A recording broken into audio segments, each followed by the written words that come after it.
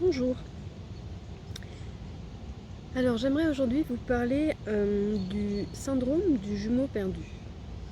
Peut-être que certains d'entre vous connaissent, peut-être que d'autres sont curieux. Voilà, en tout cas je voulais vous parler donc du syndrome du jumeau perdu, qui est abordé dans un livre que j'ai beaucoup aimé, de Alfred et Bettina Osterman, et qui traite donc du sujet du jumeau, c'est-à-dire d'un début d'incarnation à deux, donc d'une autre âme qui serait venue, en tout cas au commencement de l'incarnation in utero, pour nous accompagner. Il est dit, suivant les sources, que le syndrome du jumeau perdu, ça concerne un très grand nombre de personnes. On parle de 10%, 20%, mais parfois beaucoup plus de pourcentage de la population qui est touchée par le syndrome du jumeau perdu. Donc ce qui signifie que un grand nombre d'entre nous aurait commencé cette incarnation in utero à deux, avec une autre âme qui nous aurait accompagnés in utero. Alors, pour quelle raison ? Eh bien, si on prend les choses d'un point de vue spirituel, eh bien, cette incarnation terrestre, en effet, elle peut être perçue comme un peu compliquée. C'est-à-dire qu'il y a soudain toute cette dynamique de la matérialité, la lourdeur des énergies qui nous ramène dans cette matière, et qui est un processus difficile et douloureux pour les âmes qui choisissent cette incarnation. Donc c'est une manière d'aider l'autre que de l'accompagner au début de son processus d'incarnation. Comme un pacte qu'on s'est donné ensemble en disant je vais venir t'aider au début de cette incarnation pour que tu puisses vraiment trouver l'énergie de vivre cette expérience.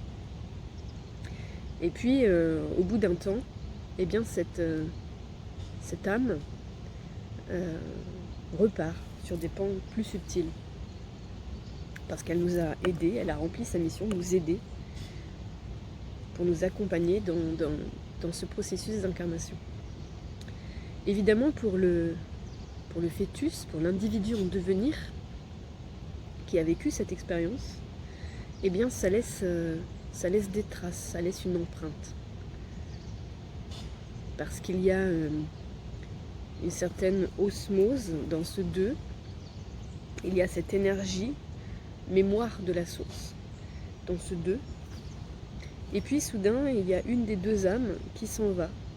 Et ça, c'est pareil, ça laisse aussi une trace, ça laisse une empreinte forte d'une séparation vive qui a été vécue in utero, dans la proximité des deux corps.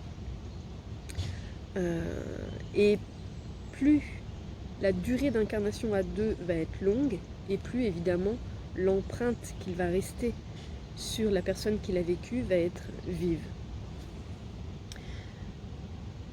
Parce qu'en effet, suivant les expériences, ce morceau de chemin que l'on fait à deux, eh bien, il peut être différent. Ça peut être quelques heures, quelques jours, quelques semaines, voire quelques mois.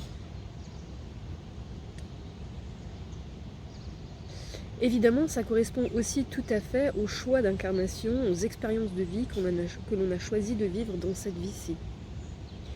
Quelque part, cette expérience in utero, elle ravive déjà la blessure de l'abandon, par exemple. Ou peut-être qu'elle pourrait être perçue aussi, peut-être, comme du rejet, peu importe la manière dont la blessure est perçue. En tout cas, évidemment, ça la réactive déjà. Et donc, on est déjà en train de commencer cette incarnation avec un travail de guérison d'une blessure à faire.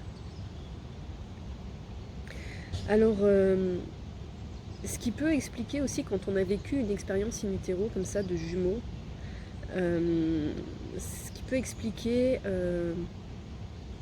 cette quête d'un amour fusionnel, comme si on recherchait à nouveau ce jumeau, ou en tout cas cette connexion que l'on a vécue in utero, cette connexion forte que l'on a vécue in utero.